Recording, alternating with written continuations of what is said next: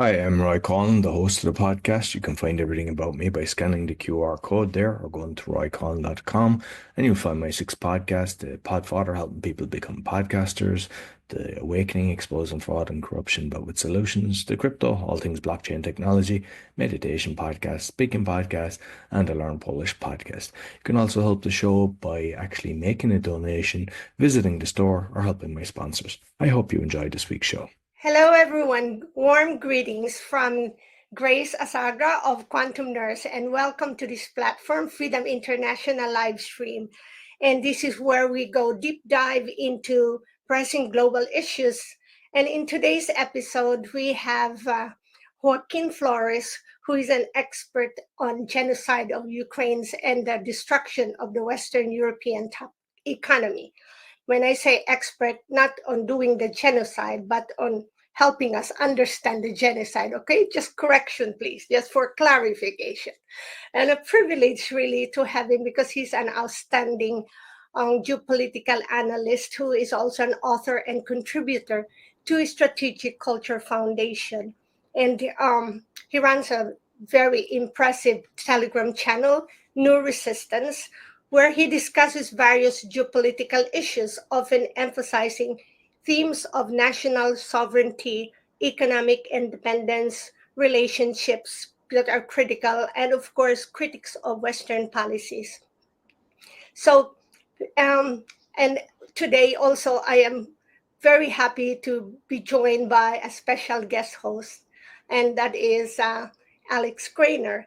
And for our audience, Alex Krainer is also not new. So, Alex Krainer is a trader, author, and market analyst known for his work in finance and economics. So, he has written extensively on market dynamics, investment strategies, and the implications of geopolitical events on financial markets. And we will have another special guest host, and he'll be coming shortly. And is again, to our audience, he's not new. So you will meet him sooner or later. So we welcome everyone. And of course, I always welcome my forever co-host, Roy Colan and Hartmut Schumacher, who we've been together since the inception of Quantum Nurse podcast in 2020. So as you notice, we just didn't stay quiet during that scamdemic or pandemic, but we said that let's get together and create this Freedom International live stream, and then we create this platform. So stay tuned and we just keep exploring the complexities of these events. And let me now um, provide this platform for our featured guest, Joaquin Flores, and also for the rest of my co-hosts to share their insights. So Joaquin, thank you very much again for this time. And it's been a while. And perhaps I was thinking maybe we could begin with that situation when I almost had you in the platform and suddenly I felt that something was going on with you. And that was the time that you were traveling back to visit your family. So, and do you know that what I did is I asked the AI if he knew about that. So, you want to know what the AI said? I can't hear you, Joaquin. Oh yeah, yeah. No, sorry. Yeah, definitely. Yeah, this is funny. What did the AI say? The AI said, Joaquin Flores was reportedly held up and interrogated at Dulles International Airport due to his political activism and associations. Such incidents often stem from heightened scrutiny of individuals involved in controversial or anti establishment movements, especially those engaging in geopolitical discussions that challenge mainstream narratives. The exact details of the interrogation may vary, but it typically reflects broader concerns about national security and surveillance of activists. So, what do you think? It's Wow. not that bad.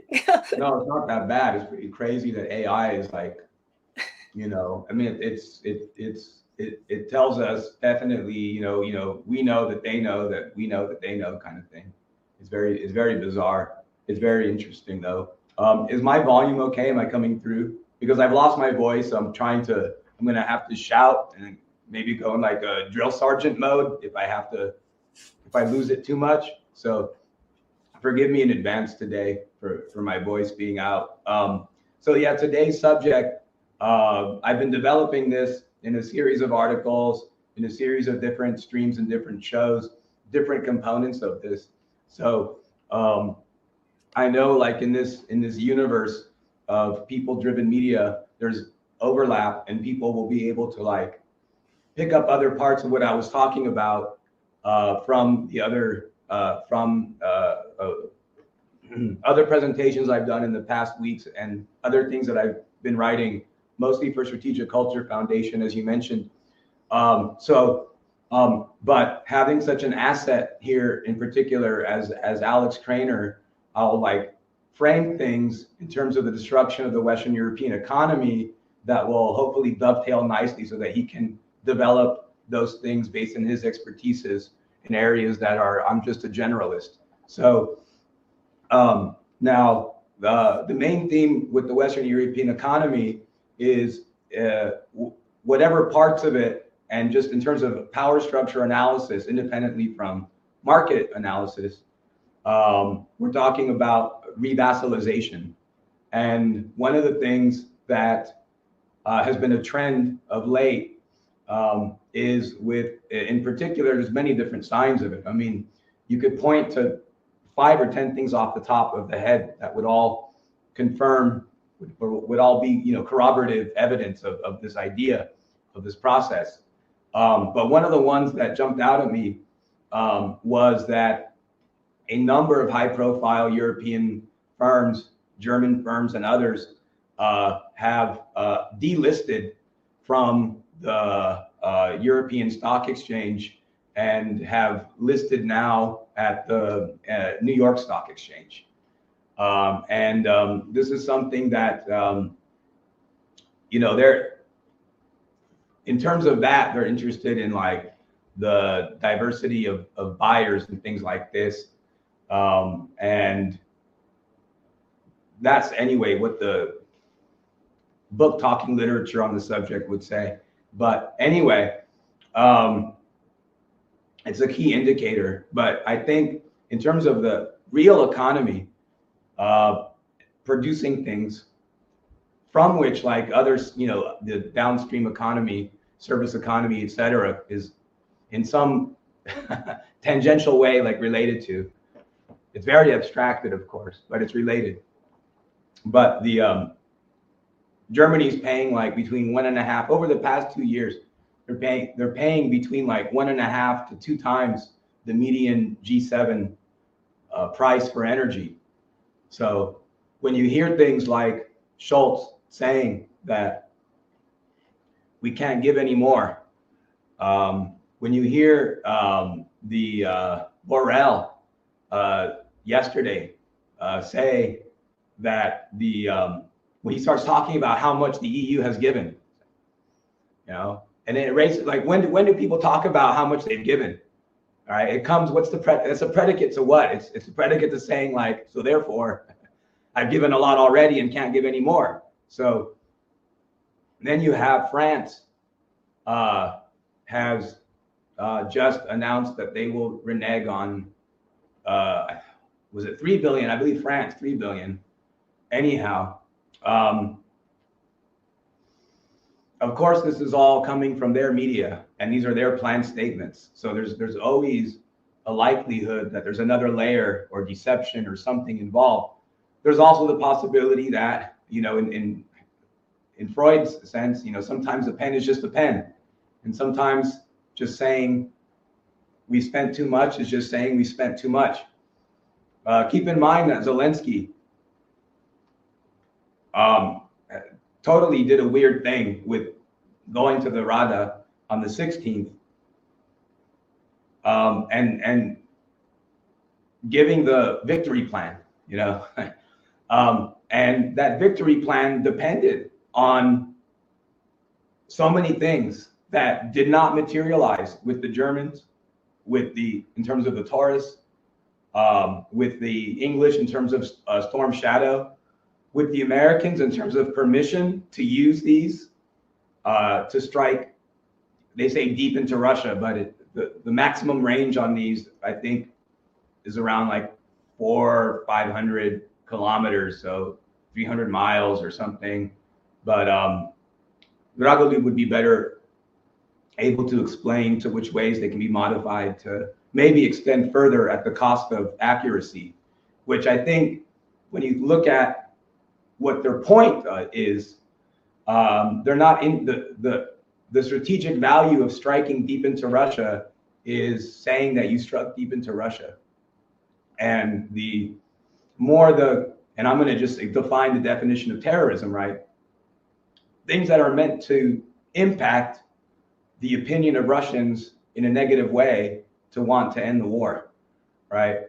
And so they'll hit randomly. It could hit a neighborhood, it could hit, anything really, a bus stop, a hospital, whatever. It could hit anything at a greater range, but these missiles don't even fall under the category of mid-range. These are short range. These are still within the short range category. So it's weird when we talk about strike deep into Russia. Anyhow, Zelensky didn't come back with any money. Maybe Biden will write a $487 million check this week or next week, but that's like about 1/200th of what they need for the next 6 months in military terms, based on the experience of this war so far, maybe for the next year. Saying that's about 1/200th of $1 billion. So they're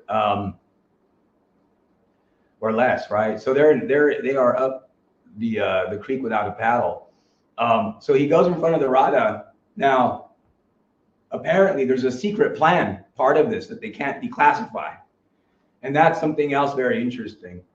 Anyway, the main idea is that I would like to develop on, although if Alex has some insights into just the aspects of the changes in terms of mergers, acquisitions, purchases, or stock valuations in the European economy and its relationship to buyers in the U.S., buyers or investors. I'll mute myself. Joaquin, no, I don't have any special insights into these things. Well, maybe not special insights into the recent developments, but if you could describe, like, by what process, so that people would understand, like, in the more layman's terms, what is happening with the relationship between U.S. and European businesses in the general. It's very hard for me to give you, like, it's very hard for me to give me like a coherent explanation of this.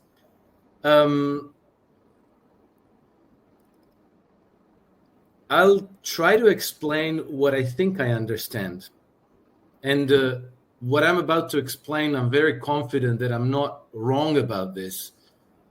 But how it actually happens in day-to-day transactions, in day-to-day decisions and events, I'm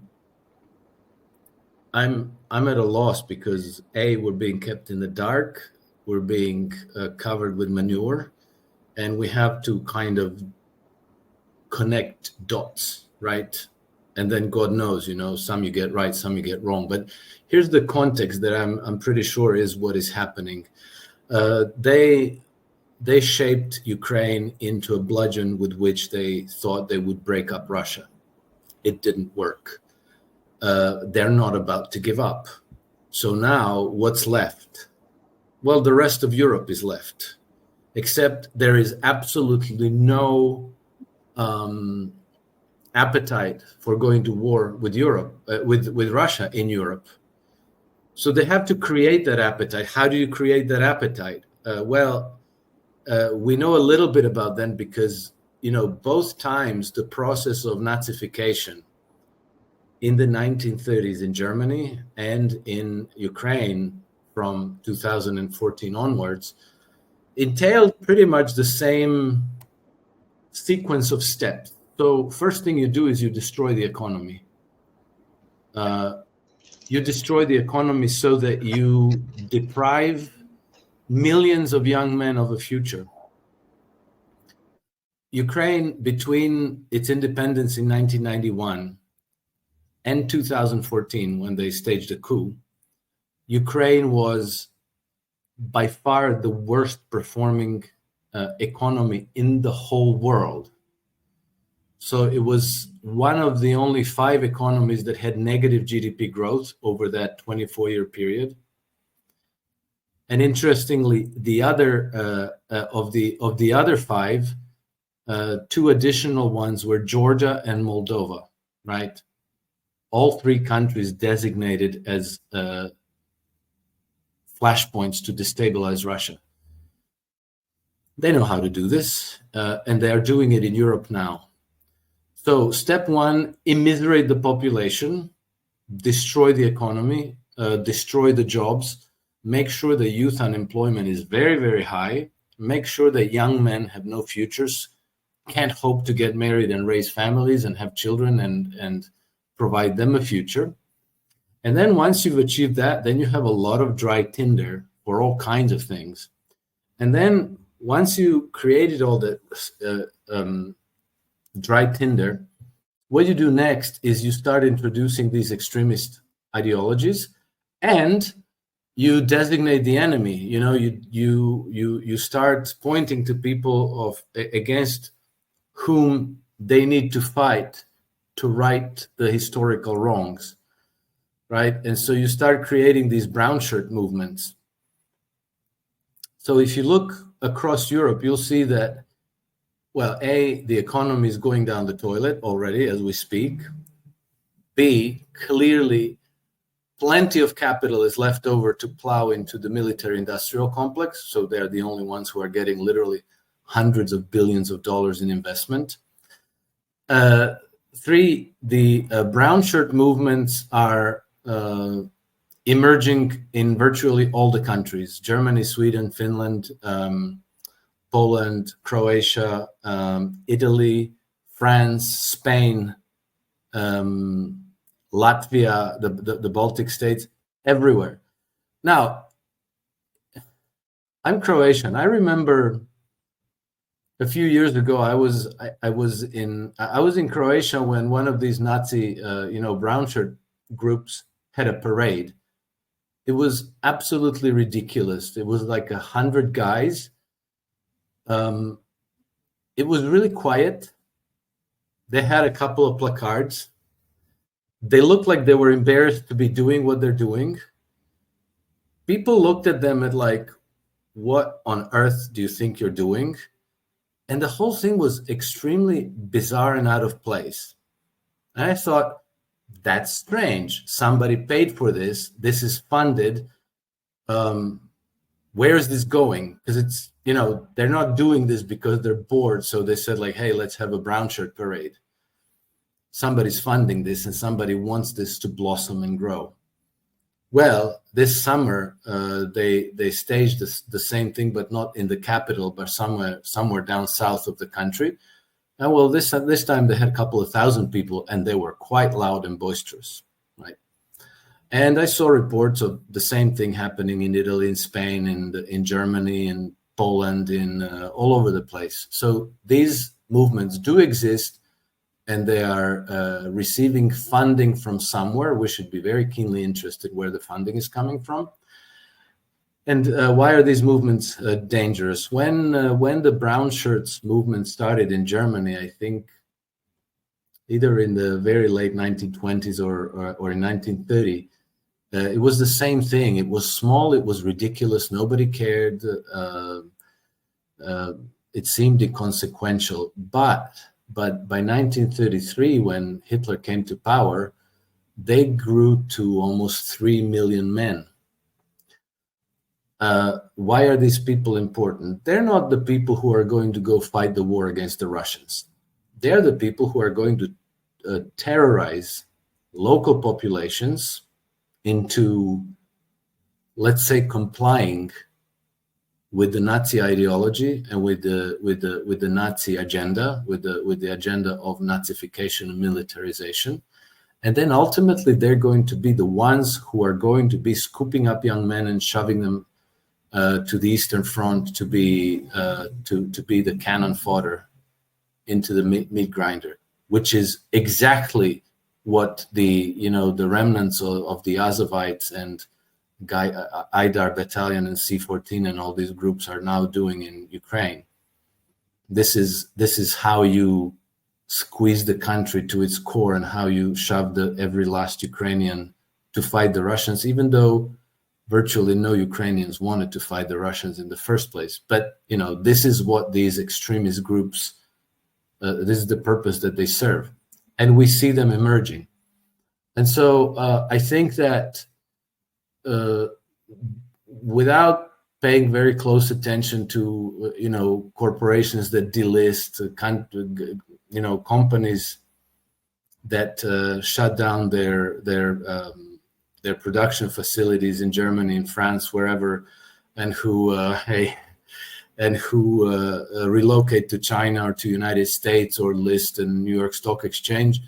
I have a feeling that Europe is being deliberately destroyed, that it's in the middle of a process of controlled demolition, that the objective is not this, Americans want to destroy European competition because then they're going to take over those markets. That's not why. It's the capital that decides, and the capital can be equally well invested in European corporations as it can be invested in an American corporation. It's not that. It's to immiserate the population, to create this dry tinder, so that you would have another hurrah against Russia, maybe 10 years down the road, and fight to the last Pole, to the last Estonian, to the last Latvian, to the last Romanian, and keep trying until you succeed. You lost in Ukraine. Okay, well, who's next? The Poles, go fight. Who's next? The Romanians, go fight. Who's next? The Germans, go fight. And so, I'm not saying that this is going to succeed. I'm not saying that this is an inevitable future of the old continent. I'm saying that if we just, shrug our shoulders and think like, what the hell, our economy, poor us and all this, and we don't actually do our part to stop this march into the next world war, then, all those large fields with Ukrainian flags on top of freshly dug graves. It could be Croatian flags next. It could be Polish flags next. It could be German flags next. It could be my children under those flags. And so, we have to, because, another thing to point out is that the Ukrainians really, really didn't want to fight. They didn't end up in this war because they wanted it. Because we have, official domestic Ukrainian polls from virtually just before the hostilities started that showed very clearly that the vast majority of Ukrainian people, 85, 90% of them, had no desire to fight the war against the Russians, had no hatred of Russians.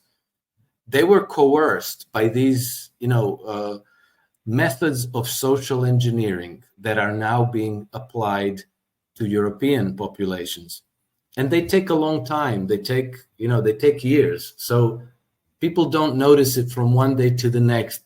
You've no appetite to go fight the Russians. And then somebody says like, no, you must. Here's a rifle, go fight the Russians. And then everybody says no. No, this is a process that, maybe first you lose your job and then you get foreclosed and now you have to go live back with your parents and you can't find a job and you have 2 young children maybe and a wife who's like, hey, loser, find a job, make some money. We need to, find our own place to live. And, things become difficult. And then somebody says like, hey, you can join this group, and you can have a salary here, and guess what? Then you're going to listen to speeches by other people who are going to tell you this is all because of the Russians. The Russian Jewish mafia is making this all happen, and we have to go fight and kill them, and put our nations in its rightful historical place. Germany is a great nation. Poland is a great nation. Croatia is a great nation. And so, this is a slow boiling of the frogs that, if it's not challenged, it ends up exactly where Ukraine is now. So, Joaquin, sorry, this wasn't the answer that you asked me for, because it's not specific to the, economic developments, but I don't believe what I read in the press, so I see that, Volkswagen is shutting down facilities, and this car parts manufacturer, after 80 years, is shutting down the whole production, moving to the United States. I see these things in the news, but I'm not so excited about that. I know that this doesn't have to be that way, right? So people who are at helm, people who are in charge, why are they allowing for this to take place? It's not that they don't know. Is that their objective is not, you think that people in charge want to improve economy, raise the standards of living, and so forth. They should know better. Otherwise, they shouldn't be in the positions they're in. It's like, why are they doing it? That's what I want to understand. Why are they doing it? And I think that the reason why they're doing it, because there is still this obsession of destroying Russia, not because, they are deficient on democracy and human rights, but because they have between 75 and 90 trillion dollars in resource wealth, and those are our resources, damn it, and they won't give it to us. So we have to take it by force. Anyway, that's that. No, it's very strange. Thank you. It's very strange that that all of these countries end up like sitting on top of American resources. It's a global phenomenon. And it's but thank you for that. Yeah. So in thinking about the developments and Joaquin, yeah, please forgive me. Oh yeah. Forgive me the interruption, but I just wanted to, since I went on that role, I just wanted to also come full circle to say where the incentive is coming from, because I think we always have to try to analyze the incentives. It's, because obviously, we're not always at war because the Americans are particularly warlike people and they enjoy violence. It's not because European populations are particularly prone to violence. We're human beings. We're more or less the same everywhere in the world, but somehow the United States has started more than 80% of all the wars since 1946 for some reason. For some reason, the UK has been involved in wars all around the world since the end of World War II, in I think something like 86 individual wars. It's not because the British people, the English people are particularly warlike people. There's incentives which are determining these outcomes. And so I think that the only group that has a very clear incentive to foment wars, to drive societies towards military engagement is the global banking cartel. And the reason why is because the resource wealth is exactly the stuff that makes for money good collateral. And once you control the money good collateral, then you can issue loans. So if Western militaries with all their military bases everywhere around the world control the resource wealth of Iraq, Saudi Arabia, Russia, Ukraine, wherever, then they decide how and who is going to develop those resources and bring them to the markets. And so they're going to these are going to be their clients, like Shell, BP, Halliburton, KBR, whoever. And so they're going to give them the money to do that. And those loans are going to be assets on the books of Western banks like JP Morgan and Goldman Sachs and ING Bank and BNP Paribas and so forth. And so now that those loans are on those banks' books, and they're, if the collateral is good and the money is good, those loans are performing, they're being paid back, they are profitable assets on those banks' books. So with the collateral, they get to have those assets.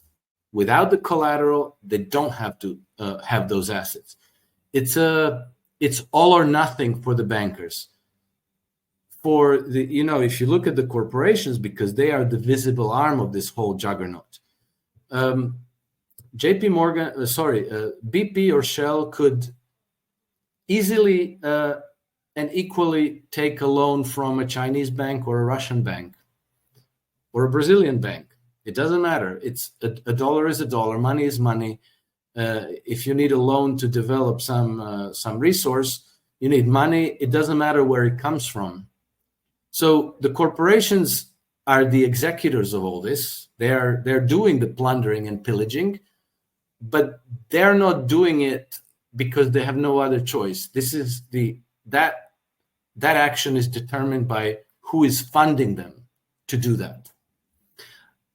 And then also, all those corporations could do business on a different basis. If you ever lived in Switzerland, you know that in Switzerland you can buy coffee and chocolate and you can fill up your car at the gas pump. And Switzerland doesn't have any military bases anywhere around the world. So how the hell did they get all those resources? Well, they bought them. They traded fairly with other nations. They offer. They sell their watches and apparel making machinery and, cuckoo clocks and tourism and banking services and so forth. And, what they earn there, they can spend on coffee and cocoa and stuff, whatever they need. So, the people in the West, particularly the American people, are constantly being sold this mythology that we have to keep control of the Middle East because otherwise we're going to lose the access to all the energy resources. You can just buy them. And so the oil corporations could easily just say, okay, well, whatever, we can buy the oil from Saudi Aramco, or we can buy it from Gazprom or whoever, and then resell it. And we have a margin and we still have a good profitable business. So, the corporations are happy again. The only single one group in society, the only participant in the Western economy for whom it's all or nothing, is the bankers. So this is the epicenter of the system of incentive that propagates itself and ultimately makes us a warlike society, even though nobody individually is particularly warlike or enjoys war very much. Sorry, that's the end of the interruption, Joaquin. I just wanted to point my finger to the epicenter of what makes us so pathogenic and destructive in the world today. Thank you for that. No, it allows me to not have to talk as well because I've totally lost my voice. So it's all good. So the idea then is that you have I can't talk. May I say something? In my opinion, we live in a different time in comparison 30 or 50 years ago with respect also the media. We think, or let's say it this way, we think that the politicians are so worse. But at the end, it is the media. Because, for example, I like this example. It's the revolution, the military dictatorship in Greece from 1967 to 1974. It was destroyed by the media because the media was faster with exposing the truth than the propaganda of the military dictatorship. And as the torture of this regime was exposed, it was not, let's say, it has not the values for a European Union, and it was forced to go down and become a democracy again. What I want to say is, in the 70s or also in the 80s, the media were very sharp sharks, and the politicians were not allowed to make many mistakes because the mistakes were immediately exposed. So the politicians have had to do a good job. Otherwise, they would be crushed by the media. Today, it is like this, that the media is more or less than the parasite in the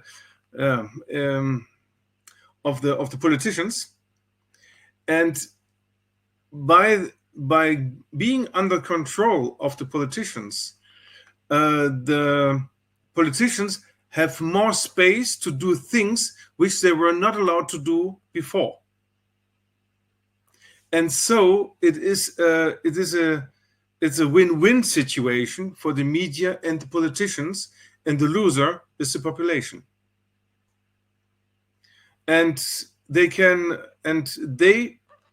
direct the people in which direction they want to have it. For example, the lithium reserves in Ukraine are estimated between 3 trillion and 11.5 trillion in value. This is the largest lithium reserve in whole Europe. And if Russia takes it only in order to give space for the Russians to live there, the Western world will lose this reserve. But Americans had made a lot of investments already in Ukraine. So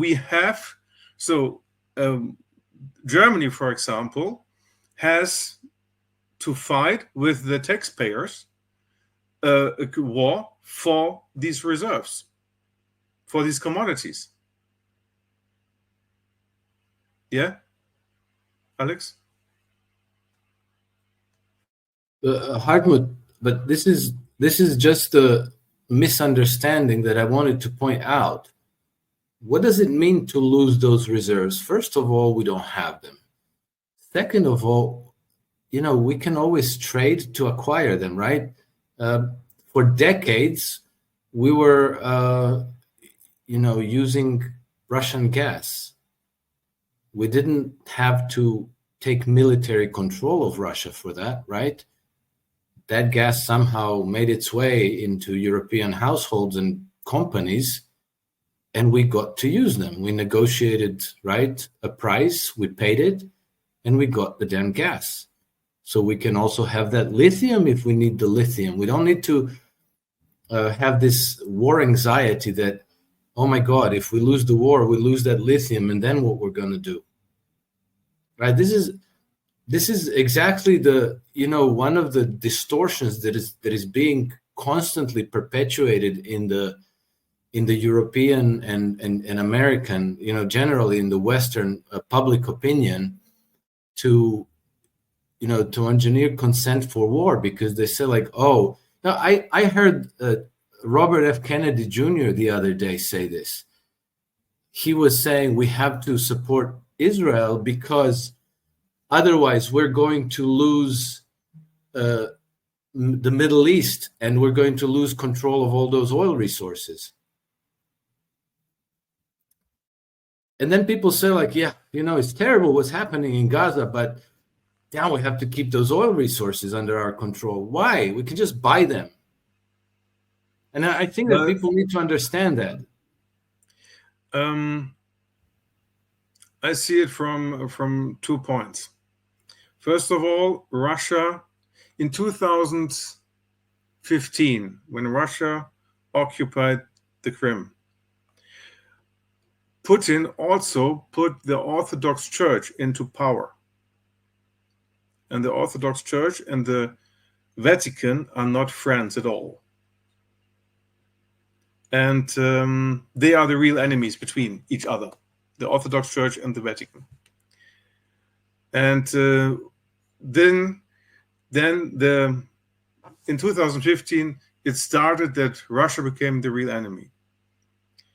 In Gaza, for example, I explained it last time. In Gaza, you have an oil and gas reserve of $524 billion in front of Gaza. Of course, you can exploit the field, but the point is, it belongs to Gaza. When you exploit the field, as long as it belongs to Gaza, Gaza has a right to get the money.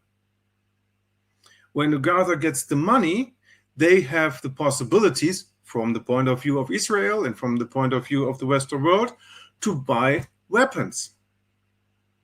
So it's not allowed that Gaza can take money from this kind of oil reserve. But if they try to destroy Gaza, if Gaza surrenders, in that moment, Israel is the winner, and Israel has, in my opinion, according to sea law, the right to exploit it and can take the profit. Because no Western world and no Israel wants that the profit goes to the Palestinians. And this is the reason, but no one can touch this. It's not the oil and gas field in Gaza is not comparable with another oil field in Alaska or in Europe, because all of them are looking at this oil field, the Chinese as well. This is my opinion.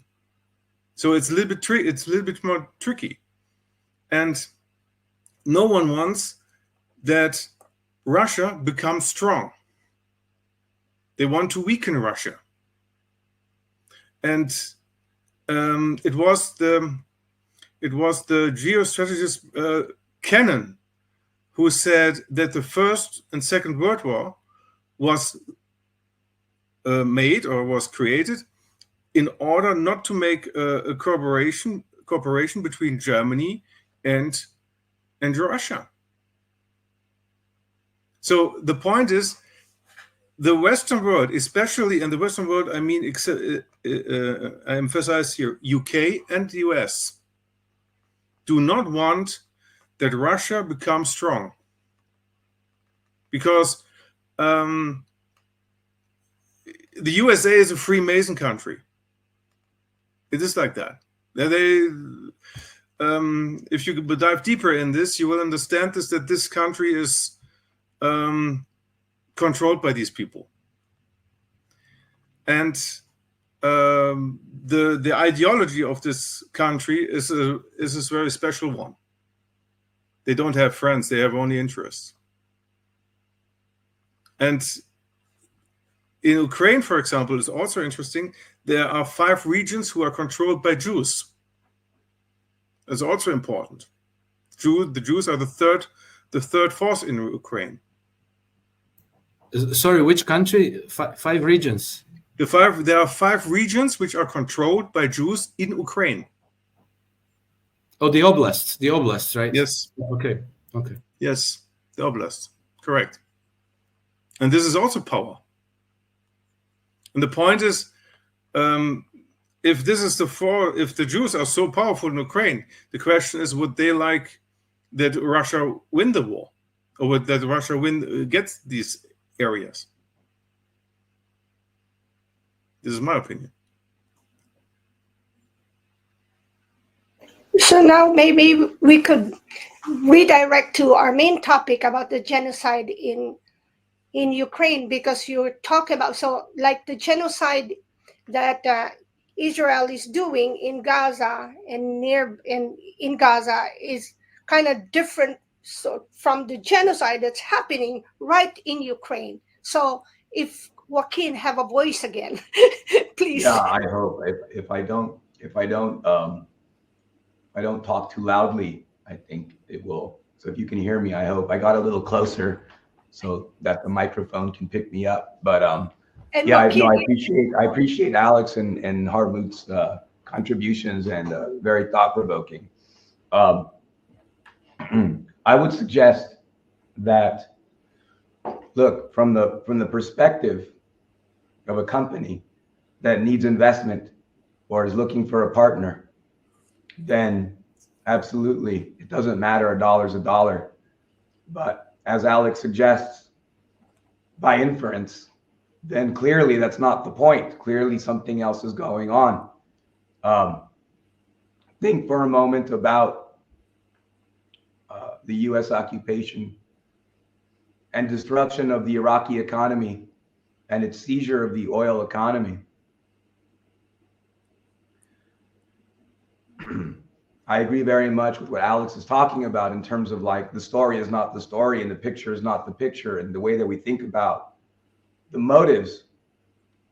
These motives are not economic in the direct sense of individual enrichment, but this is a broad, a long view of power.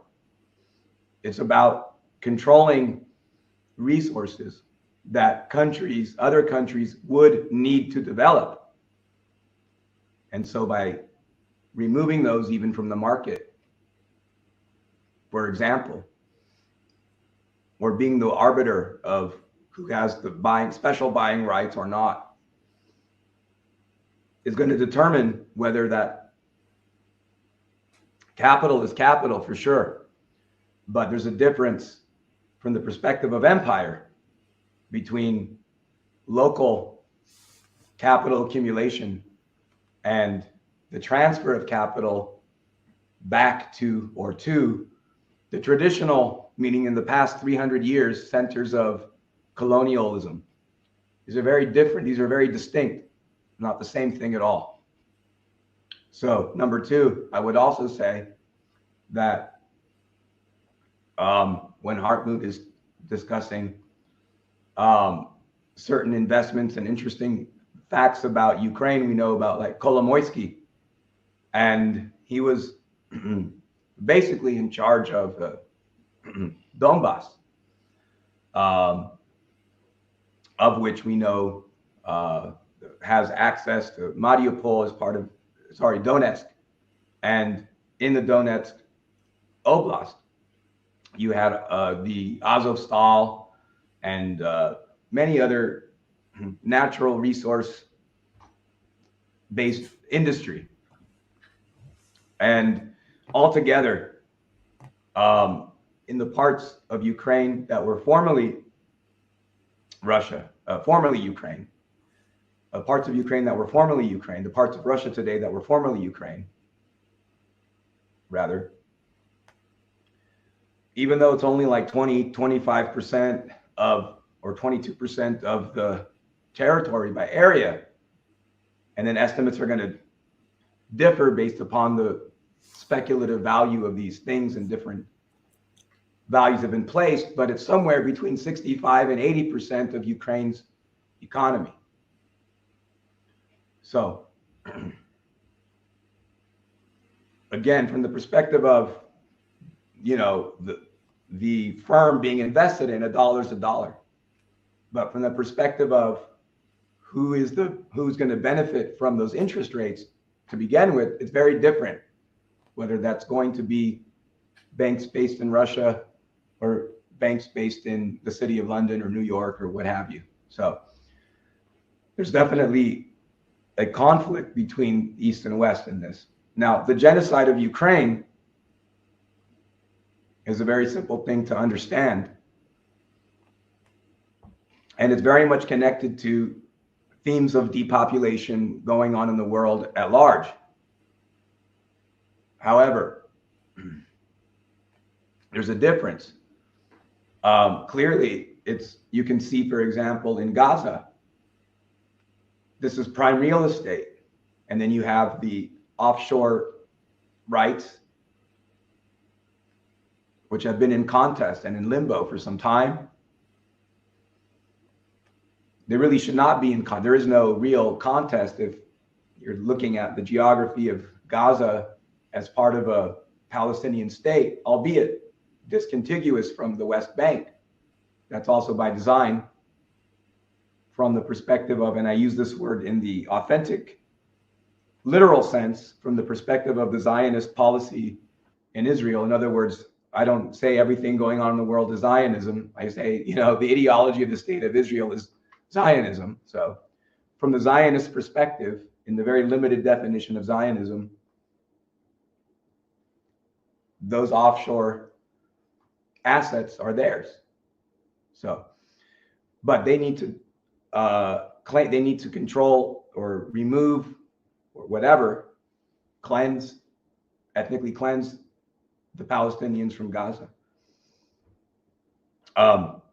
Even in media, referring to the Palestinians as Gazans is weird. It's actually kind of weird. Now, this is different from Ukraine because, as has been said eloquently by my colleagues before me on this show, we're not talking, the United States doesn't have allies, right? It has interests. So the ethnic cleansing going on in Ukraine is being conducted by Ukraine's allies. The problem is that not that they're great at being Nazis. The problem is not this. Of course, it is a problem. These Gladio operations, Svoboda, the heart of and the beginning of Ukrainian Nazism, was rehabilitated instantly under Kuchma in the first years of Ukraine. Remember that it was the Russian and Soviet anti-guerrilla fighters that didn't finish with the Banderas until the middle 50s sometime. The ones who didn't escape to Canada. Now, with regard to the question at hand is that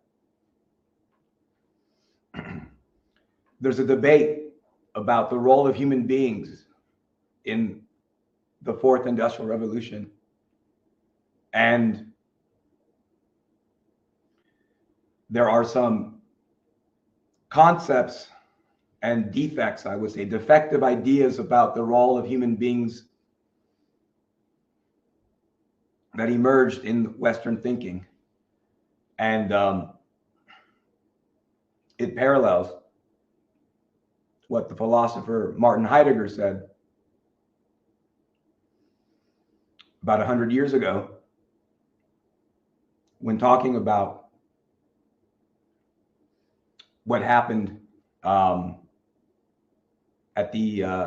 the rise of, with the end of pre-Socratic philosophy, was that society and humanity were given an equal, they were, the definitions of society and humanity were merged. So what Heidegger says is that over thousands of years, as technology, applied technology, has increased in the world, that difference, which he says, to paraphrase, like 2,500 years ago, because of the very low state of applied technology, like there was not a factory, right, in the sense of the modern, or real any sense, not even in the 17th century sense. You had maybe workshops, of course, but there were no factories, right, 500 years ago. This didn't begin until the Enclosures Acts in England, etc., works of Adam Smith later, the Wealth of Nations inquiry, and so forth. So what really happened is that applied technologies are inherently disinflationary. That's the tendency. There's so many multivariate world events, and it happens over such a long period of time, that of course this group, this individual, that group, this interest, this country, whatever, can eke out whatever arbitrage exists in a particular time and place. But the overall tendency over the course of hundreds of years or thousands of years is that technology is disinflationary, meaning that the real definition of economy means that things should be getting cheaper. Broadly, things should be getting cheaper. So the less that human beings are involved in the process of production and distribution, the more, generally speaking, in the whole universe, universally, the more that price of things in general should go down.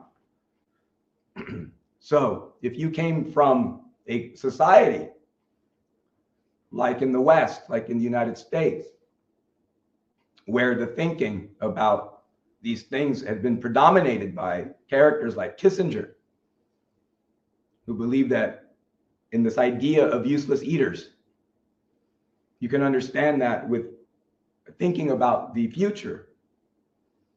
They see that the various birth booms that they engendered in the past for reasons of power and its relationship to production and the need for populations to work in these expanding factories based upon the technologies of the third industrial revolution.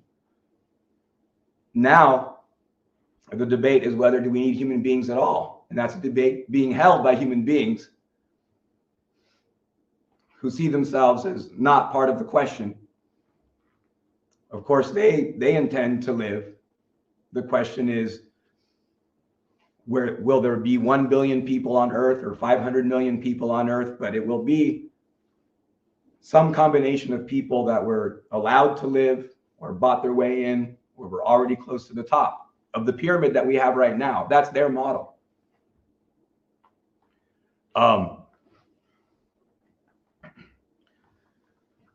There are very few other reasons to promote population growth at this time, unless at the deep level of deep culture, thinking about that iceberg picture where above the surface, that little tiny piece of the iceberg, you have, phenotype and customs and dance and food and expressions and some parts of the mentality.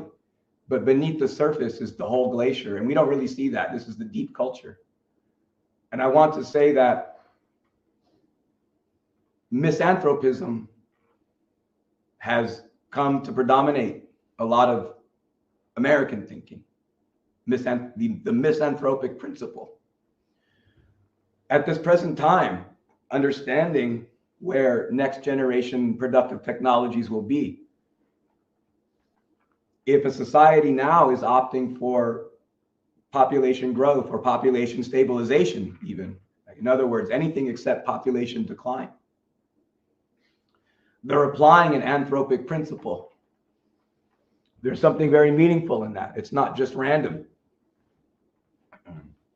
It would be foolish to argue that, well, they're planning this because they need soldiers in 20 years when they turn 20 years from now, right? 20 years from now. Because within 5 years, warfare will be mostly machines taking out machines without human beings, just remote control or even AI controlled. In fact, the time of human beings involved in warfare directly as legitimate targets is quickly becoming a thing of the past, which is optimistic. It's kind of weird to think about a warfare without human beings and that this block or this company or this country is attacking the robots in the factories that make the robots of the other country. If human beings can stay out of the way, maybe they'll be all right. Anyway, but there are these two different visions about the future. And with that said, we have to appreciate that the United States views Ukrainians as Russians, and they view Ukrainians that aren't even the anti-Russians, they still view them as future Russians. But anyway, there's a funny thing that J. Edgar Hoover once said, is said to have said. Of course, his investigations, he was always looking for communists, under the bed, behind the closet door. Anyway, they were going after this guy, and his officer reports back to him and he says, "Sir, we're going after this guy, but be careful. I mean, we shouldn't pursue him too hard because he's actually an anti-communist." And Hoover says, "I don't care what type of communist he is." And likewise with Ukrainians, being anti-Russian, I don't care what type of Russian you are. Okay, so now, why were there two color revolutions in Ukraine? Because Ukraine, its normal political polity and its social society, deep culture is connected to Russia. You could even have like Yanukovych, who was not pro-Russian. He was very neutral in his outlook. He often gets characterized as being pro-Russian, which is almost like German propaganda, or American propaganda, excuse me. Anyway, two color revolutions to change the direction of Ukraine. So in the history of Russia, and this is like, you can go back to the 9th century, 8th century. You can go back to the first Rurik dynasty. The idea is that you can see that in Russian history, that there are periods of time when it expands and periods of time when it contracts in terms of centralized power. And the period of the 1980s and 90s, visible in the 90s, but in terms of the corruption and the inflation, based upon the bizarre ways that certain types of profit motive were introduced in the period leading up to Glasnost and Perestroika and during Glasnost and Perestroika. And in the 1990s under Yeltsin, when people like Sachs and others we won't name were in there as pirates or advisors to pirates. Anyway, at this time, Russia was contracting. Now, it's interesting because when you look at history, it's in many ways like we're in a period of quickening, because in the past, countries would rise or civilizations would rise, and that rise could be tracked over decades or even centuries. And the decline, likewise, is something that not only takes centuries, but subsists for centuries. You can think about Rome, the city of Rome in the 13th century. In terms of population, in terms of its real power, was like a village. It was a shell of its former self.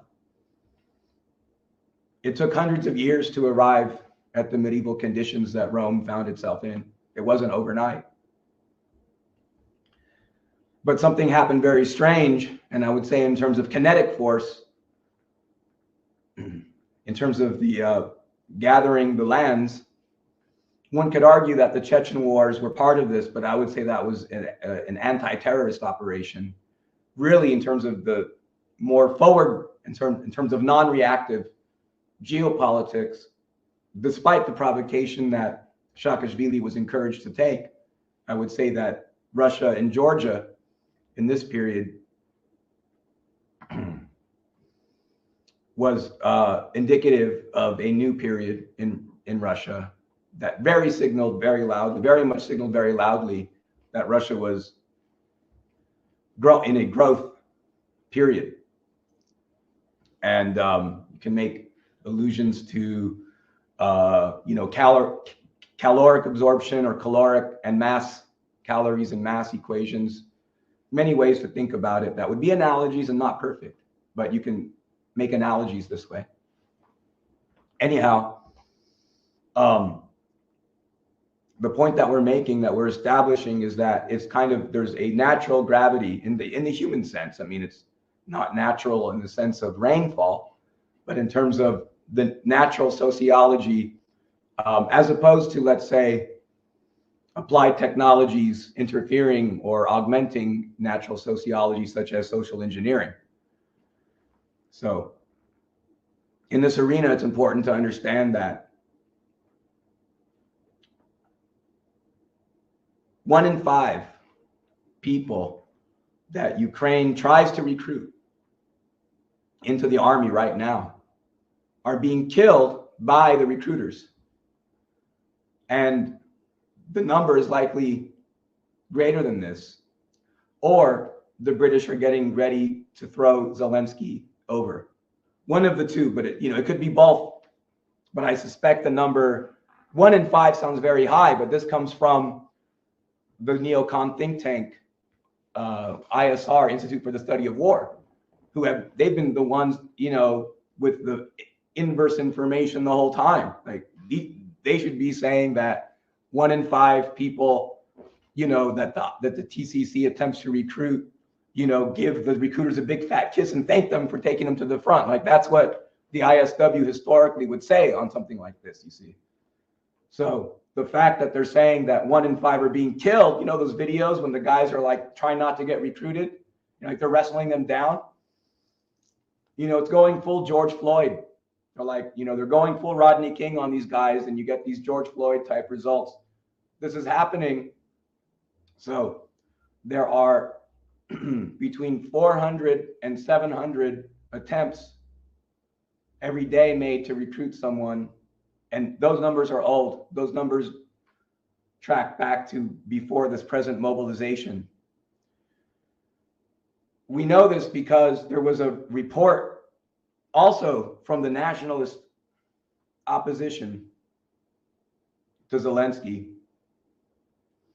that was produced by the Ukrainian Rada, and it showed that there were 150 incidents of violence of people, citizens that were trying to not get forced into the van by fighting, by defending themselves, by running away, but also having an altercation, not just running and being caught, but having an altercation. 150 of these, not per month, not per week, but per day.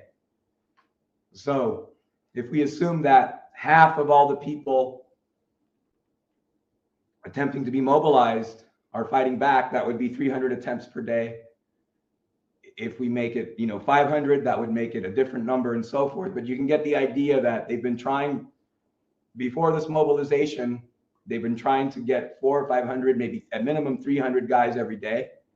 So that allows them, in terms of battalion sizes, they can get a battalion every 10 days if they get 500 guys a day or something like this. So, different countries have different designations for battalion size, but you get the idea. It's certain that they will die. So 80% of them don't live 2 days at the front. Once you do the maths, you're like, wow, there have been 700,000 to 800,000 Ukrainian soldiers killed in action. So there's 200,000 or 300,000 of those bodies have not been uncovered. However, a count was made of the grave sites, independently of government claims, in Ukraine, and 517,000 graves have been dug that with the families had put so that there it is, 517,000. That's it. But we suspect another 200,000 have not been recovered. Yesterday and today in Kiev and in Odessa, there have been demonstrations of the families of the mothers of the disappeared. They're waving Ukrainian flags because it's the only flag that you're allowed to wave. They're making it a patriotic event because that's the only event that the Nazi fascists will allow you to conduct without being billy clubbed on the spot. Nevertheless, the families are there and they're saying, "Where are our sons? We want to win the war." Like they have to include this, or they're not allowed to even. They would be arrested and possibly killed in custody.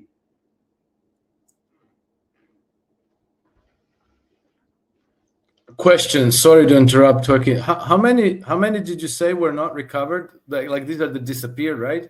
Yeah, between 1 and 200,000. Okay, thanks. Is it possible that also 1 million and more are already killed in the war? Look, it's because possible. So far, it's possible, but it's 517,000 graves have been 517,000. I'll explain why what you're saying is highly possible, but 517,000 graves have been dug and have been filled. So now in the United States, we have a way of not counting combat deaths as combat deaths, especially in modern warfare, at least the type that before drones and in American warfare and their adversaries defending their homeland. American deaths are caused by brain injury. So there being a vehicle, there's an IED. The IED doesn't destroy the vehicle. The physical bodies of the soldiers are intact. There's no shrapnel or puncture wounds, but the shaking of the explosion, the brain it's a critical brain injury, traumatic brain injury. Now, if they don't die on the spot, it's not considered a combat death. Now, think about the organ harvesting operations going on in Ukraine. So if we understand that there are like 1 to 2 injured for every one that's killed, I'm being as conservative as possible to make your case stronger,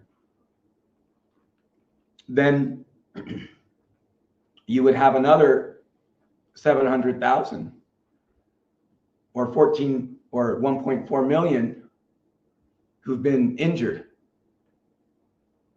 Yes, but they have valuable organs, maybe a heart transplant even, and you only got one of those.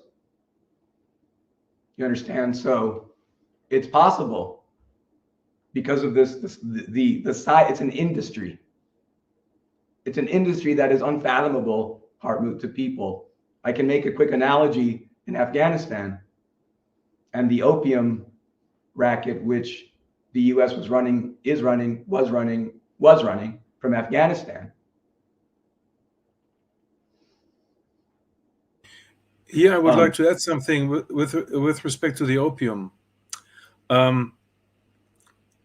Ukraine, in comparison to Gaza, in Gaza, I see an economical genocide. So they want to keep them away, and they want to and Israel wants to establish something without Palestinians. This is my personal opinion. But Ukraine, this is a military strategic genocide.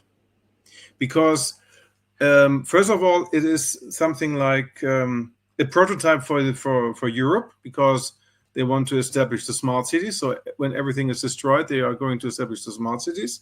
And secondly, they use depleted uranium ammunition in Ukraine, which poisons the land.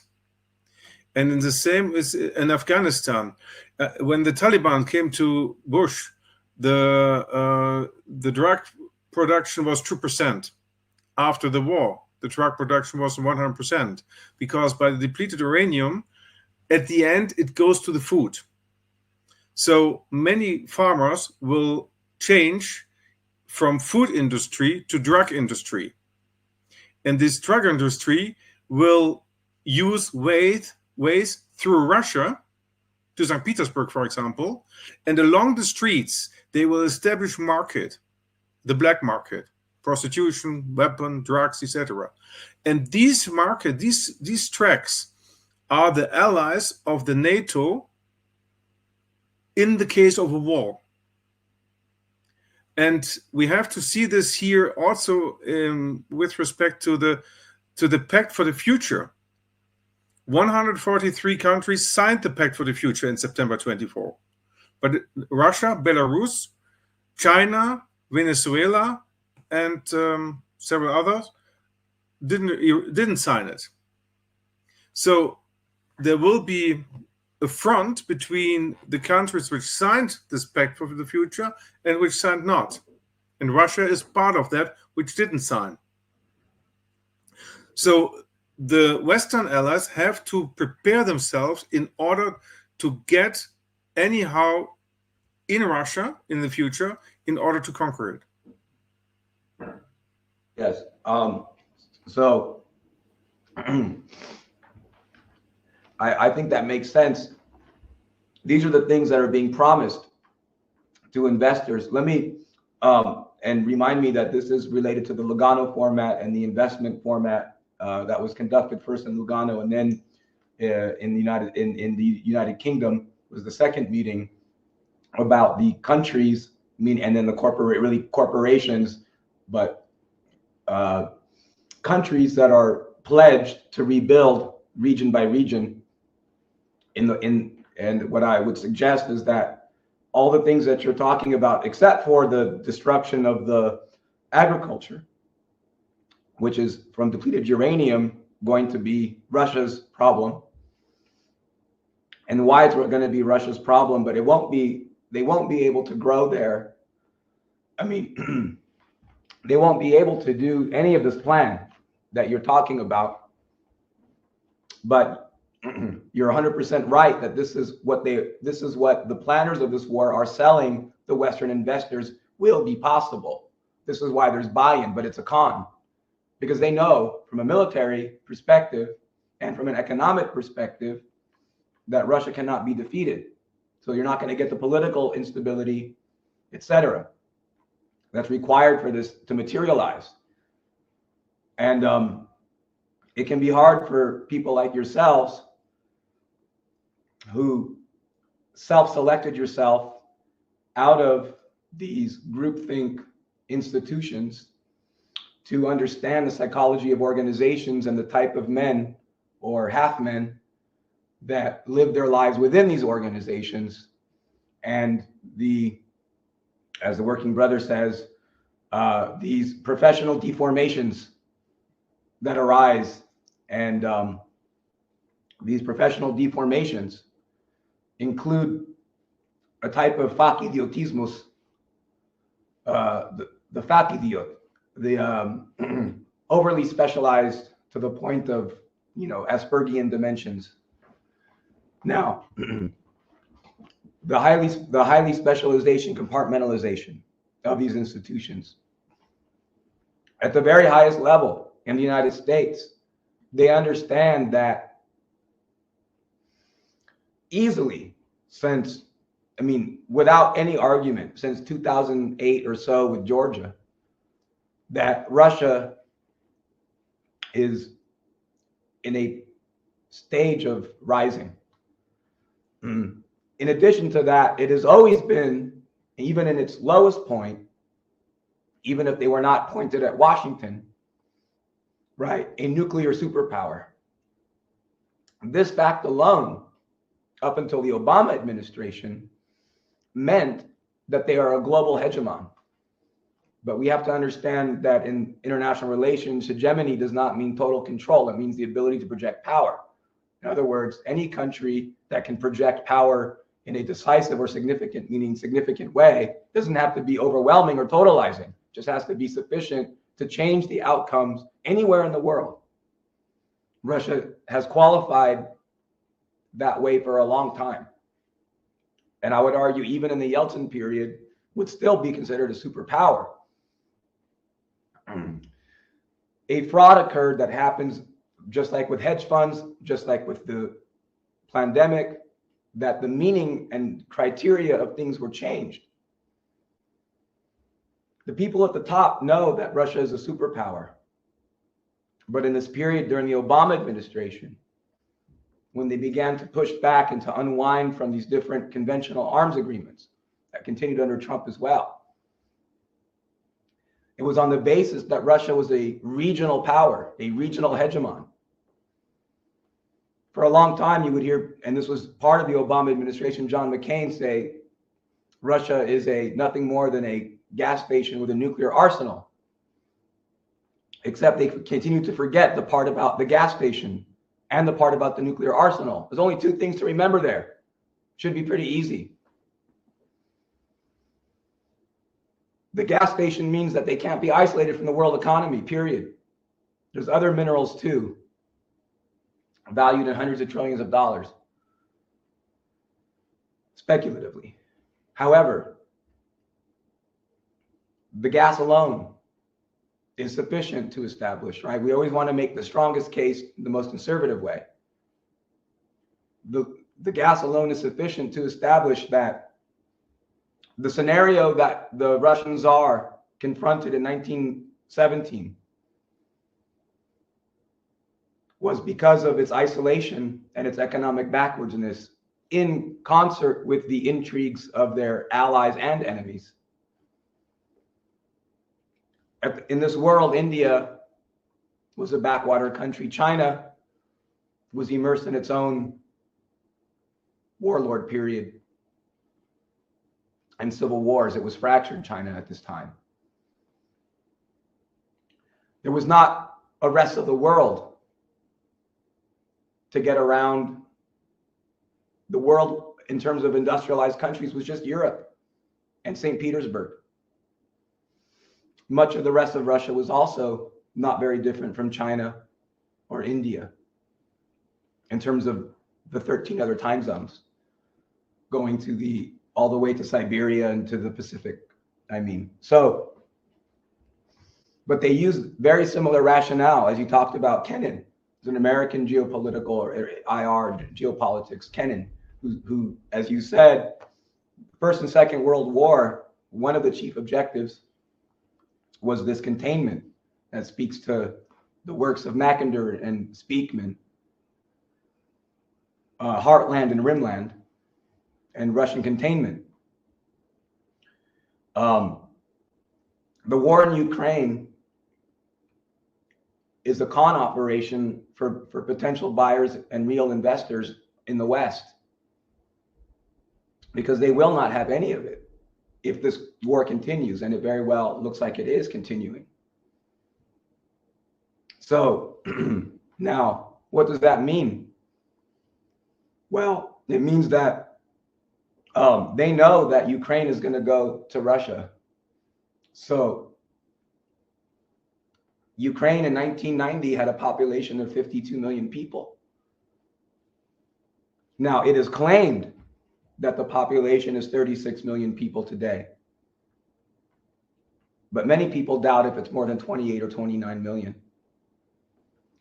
So it's not quite, but close to half the size, population-wise, that it was. But even that 36 or 40 million people would augment the Russian Federation's population significantly. If they're at 140 to 150 million people today, that's significant. They'd be at 180 or 190 million people. Every Ukrainian, even the anti-Russians, are future Russians. So you have to kill as many of them now, and destroy all that infrastructure. Look how Russia had to rebuild Mariupol from the ground up, or about a third or half of it. Look at Bakhmut. Look at every settlement that Russia has gone into and removed what they perceive to be military and social long-term threat. Often in those places, the locals are welcoming them as liberators. And you also see that the Russians are very happy to allow whatever part of that population that wants to go with the Ukrainian army, and that it ranges between 20% and 40% in the oblast that Russia has gone into. They want to go with the Ukrainians. So they're like, okay, do it. In fact, we saw that even in Kursk. Now we know that officially the Russian government is saying they consider all these people abducted. And that's an important claim to make in international law and things like this. But you can see lots of footage. One that comes to mind in particular of Kursk, these Ukrainians in the army. In Kursk, there's definitely people that knew that they're the Ukrainians and wanted to go with them. And the Russians were moving too fast for the Ukrainians to even know what was coming up behind them. And these Russians came up right behind them. And they're like, and Ukrainians are like, look, we're unarmed. We're just taking people with us that want to come with us. And then they asked the old lady, do you want to go with them? She's like, yes. It's like, okay, make it quick. The rest of the Russian army's coming. So these things do happen. Generally, the Russians are welcomed as liberators. That was in Kursk. That was already in Russia. But in talking about Zaporozhye, Kherson, so forth, the Russians say that these towns are liberated. When you look at them, you say, what town? It's rubble. So all this capital investment, now you're going to eat some long-term benefit, maybe, arguably. It's hard to speak of it in that terms, in terms of everything built now will be present generation. But it's always better not to destroy things that you don't have to destroy. That there's almost never an equation that makes sense to do that. So it was all going to go to Russia anyway. So it's not like a question of whether or not Russia was going to get it. It's like, what is Russia going to get? Are they going to get a depopulated, economically ruined, irradiated fields Ukraine?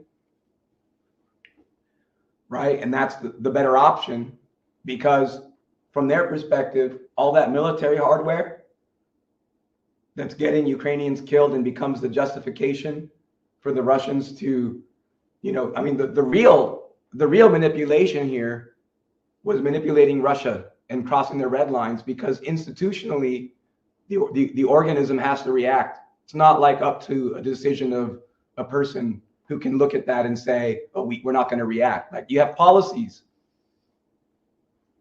The West, and in the popular imagination, like, Putin has all these powers. He doesn't have. He's a very effective coordinator, manager, and leader. Don't misunderstand. But he's not an emperor. It's not like he doesn't have, he's not omnipotent. He's not looking at everything going on. It's, the important things filter up to him. But there are decisions that are not his to make. It would be stupid if he was the one that would have to make that case, because then you could just say that's what Putin wants. No, they have policies, they have red lines. You find out where those red lines are, and then you exploit and manipulate. So what has happened, same thing with the United States.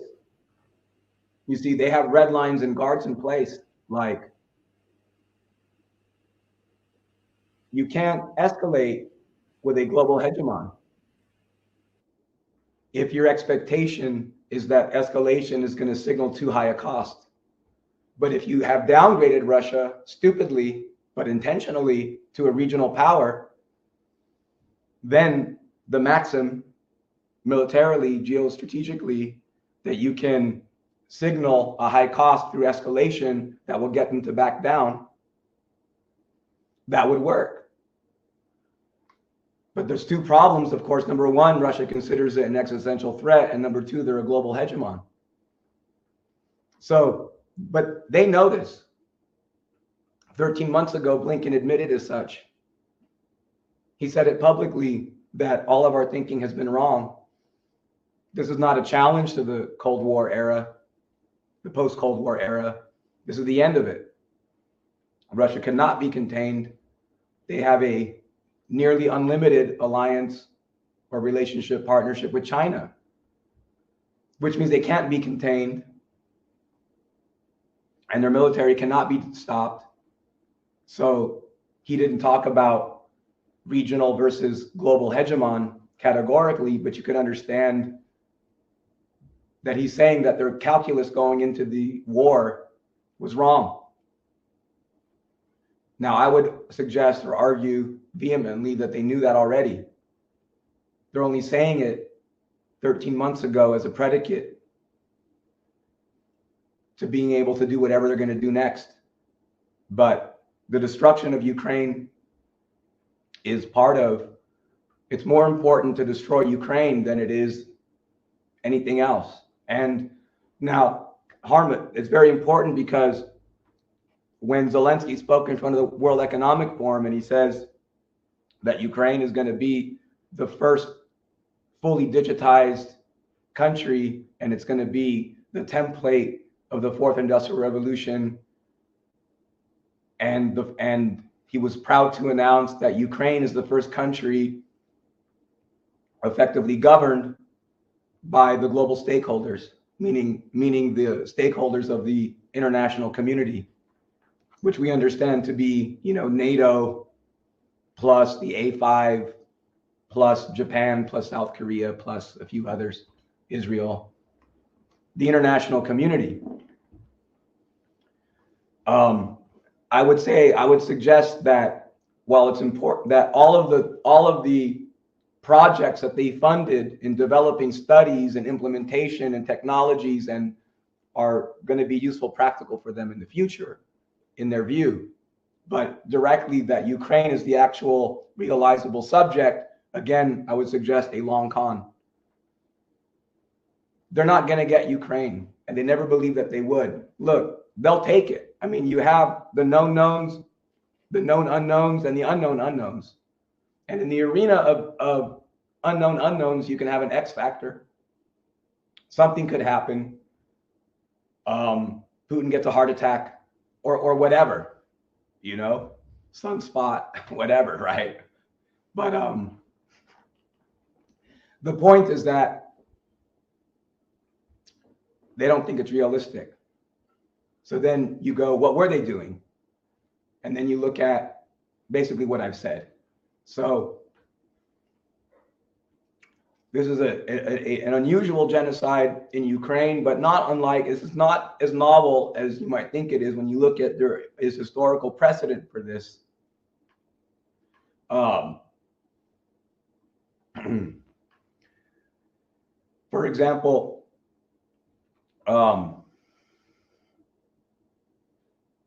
in the long history of the geopolitics of England in relationship to Germany and Japan, Germany and France, the English played Germany and France against each other, not just in the 20th and the 19th century, but this is a thing they were doing easily since the 1600s. And they would back France until France was too powerful against Germany, and then they would back Germany until Germany was too powerful, and they would keep getting them to fight each other. Now, could they have just invested in both countries? Yes. Did they? Well, also yes, but it's not about the money. It's about sometimes you can't get ahead relative to everyone else unless you just keep everyone else down as much as possible. And that's been a lot of British geostrategic thinking that's dominated their thinking. It's a fixation, obsession for the past 3 or 4 centuries. So anyway, I've been thinking and writing about this arena of since about February of last year, or February, the beginning of this year, I should say. In particular, just focusing on this idea that I've shared, but also that this is a slow motion war. You see, when you think about the rise of Hitler and the rise of the Third Reich, well, econometricians in France had recognized for decades that the unification of the German and French economy would be beneficial. It's questionable to me even how much France put up a fight in the Second World War. And how much of that was a simulation. But that aside, the things that Germany did in 3 years or 6 years, you can say that the destruction of the Soviet Union was the beginning of the kinetic phase of the Eurasian part of this kind of slow boil Third World War that actually began somewhere between the Korean War and the Vietnam War. And it's like perpetual war. It's like World War II actually just went to the periphery. Think about it. You had the Japanese, the Chinese Civil War in 1949, the Korean Civil War, then the US intervention 52, 53, Vietnam. I mean, actually World War II never ended. It just moved from Europe and it went only into the periphery. And then with the destruction of the Soviet Union and the declaration of NATO war on Yugoslavia in the same time, in the same year, is the beginning of the kinetic phase of a long slow burn World War III or World War III in Europe. Now, think about if you want to maintain normality and perception of normality, whether from a sociological, economic, investment, or political perspective, you would stretch out this Fourth Reich. You wouldn't have like a easily caricature, Charlie Chaplin demagogue like Hitler arise in Western Europe. No, it's going to be democracy, freedom, LGBTQ, rainbows, techno, raves, acid, peace, love, and rock and roll, blue jeans, Coca-Cola, and Mickey Mouse. And the Fourth Reich in Europe has been like Hitler's Third Reich backed by Wall Street in the city of London. But over a longer period of time, so that's normalized. In other words, really no one alive today writing, except maybe Eric Zuess or something, like remembers before this period that we're in. It's been so normal to think about.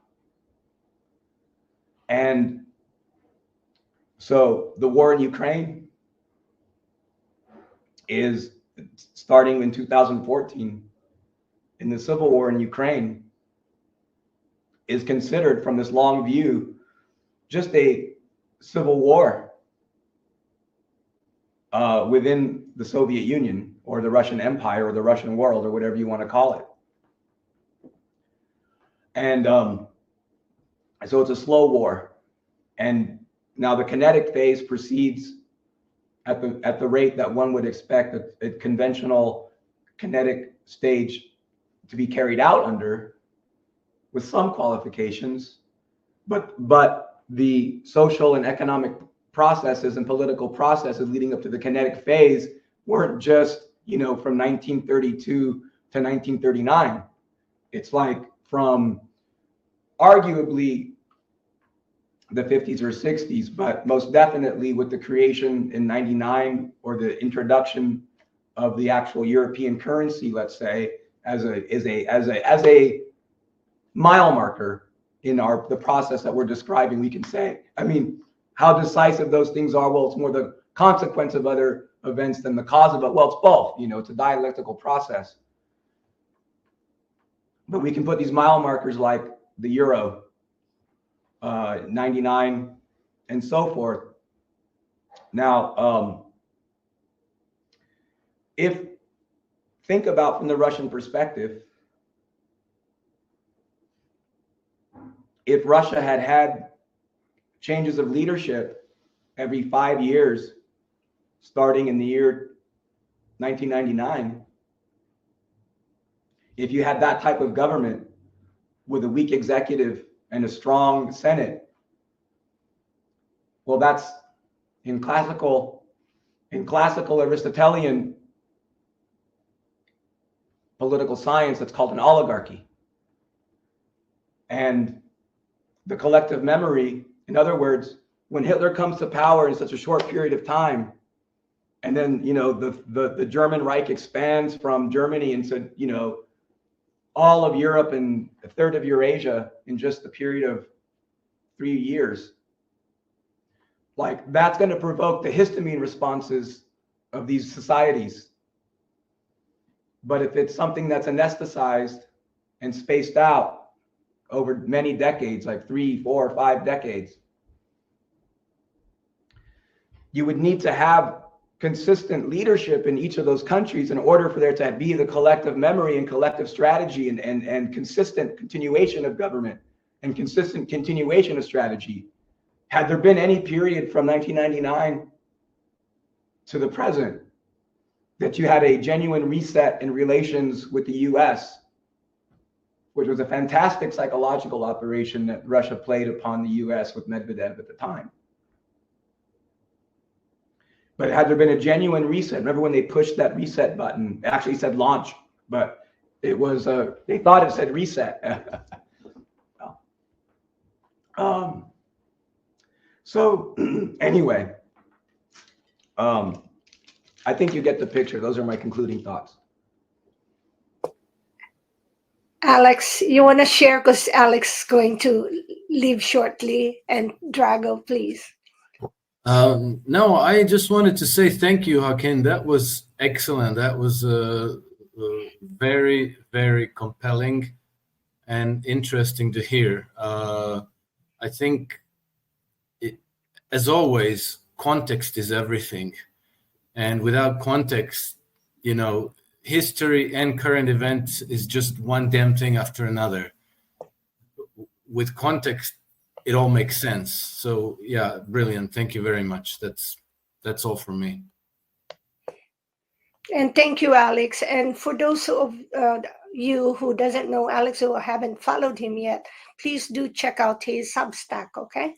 So alexkrainer.substack.com, and his blog is nakedhedgy.com. Thank you. Thank you. I have to jump. It was a great pleasure to join you all again today, and all the best. We have U.S. elections coming up soon, or not. We'll find out, I guess. And the world will be a very, very different place the next time we meet, and then we'll have a lot more to discuss. All right. Immense gratitude. Thank you. Bye-bye. Bye. Bye-bye, Alex. Drago? Yeah, I'd just like to add, I've known Joaquin for years. He's a friend, and we've been working together, well over half a decade at this point, I think. And I follow his, work regularly. I don't always get the chance to join the live streams, but I get the chance to listen to the audio of the live streams he does, and there's very little I could add to this because his knowledge and his intelligence speak for themselves, and I think he knows the conflict, and not just this conflict, but most other conflicts in the world very well. I could just add that I've actually did some research on the number of victims of the Ukrainian army with a few colleagues who are experts in the military. So, and they confirmed the numbers that he mentioned, and we did some calculations based on not just the number of victims that we know, but also based on the number of systems, especially artillery, that are used by both sides. And we know for a fact, and this is something that Zelensky talked about, that the Ukrainian military has around 10 times less artillery systems than the Russian military. So, and also the American Society of Surgeons confirmed that around 80% of casualties on both sides die due to artillery. So if we just take those two things and combine them, we can calculate the rough number of victims, the casualty ratio between the Russian and Ukrainian military. So this is definitely a genocide, because continuing a war against such odds is a genocide. If I were running a country and I was fighting such odds, I would try to negotiate.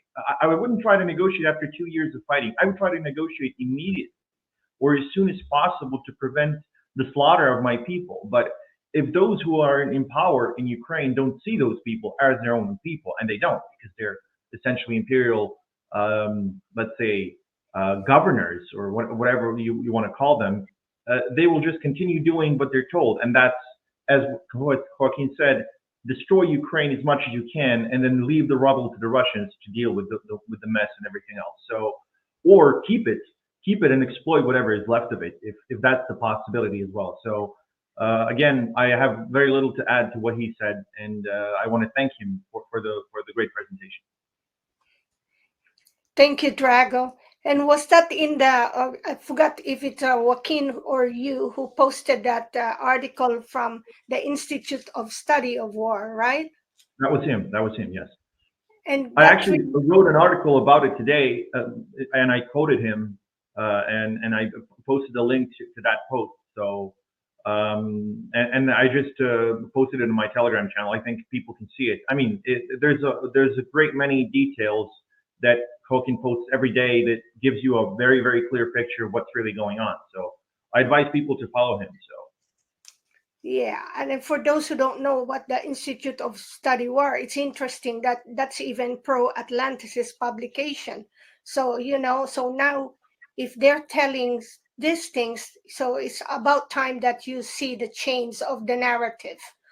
Exactly. Okay, and you know what reminded me of your and I learned a different point of view from you, Joaquin, when saying it doesn't matter what kind of Russians.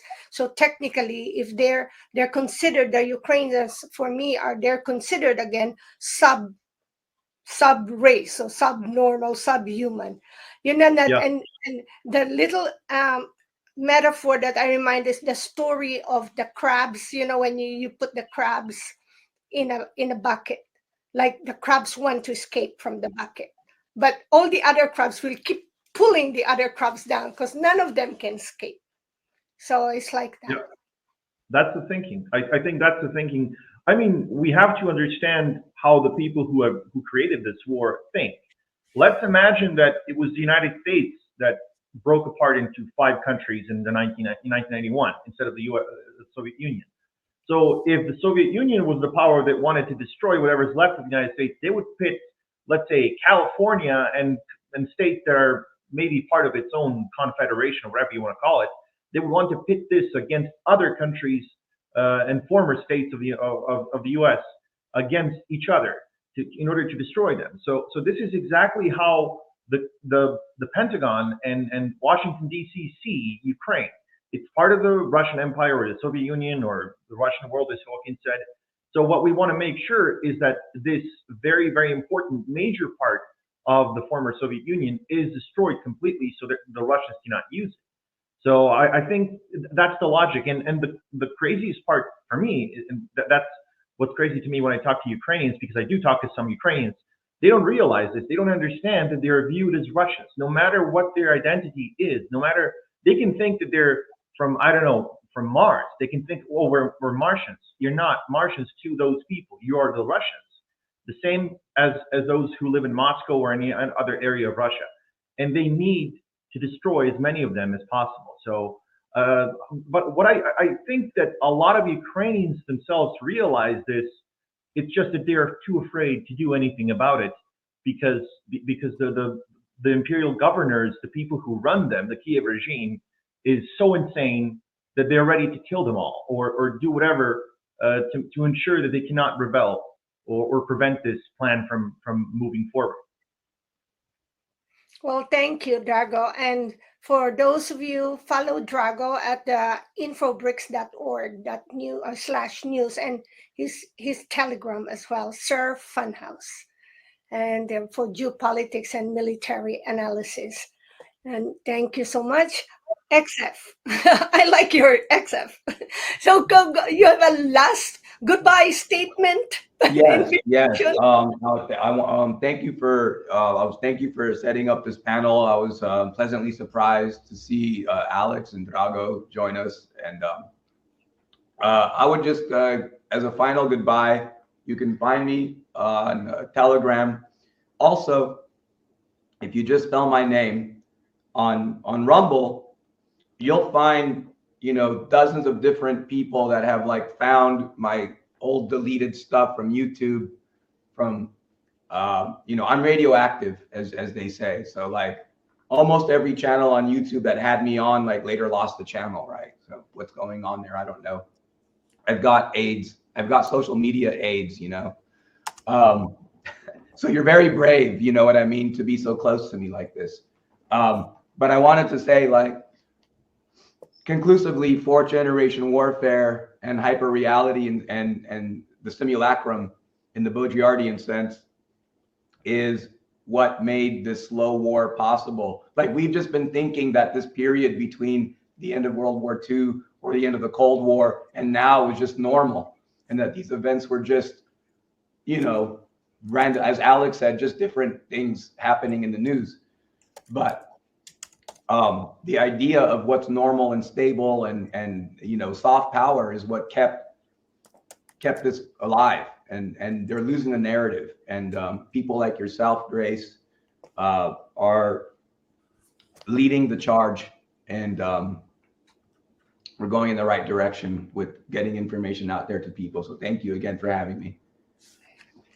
Well, equally thanks, and lots of gratitude and heartfelt, really thank you. So I hope you enjoyed this week's episode. As mentioned at the start, you can find my 6 podcasts on roycollin.com or scan the QR code if you're looking to start a podcast or do a podcasting tour, help with that. Also, if you're looking for a virtual assistant, we also have that service.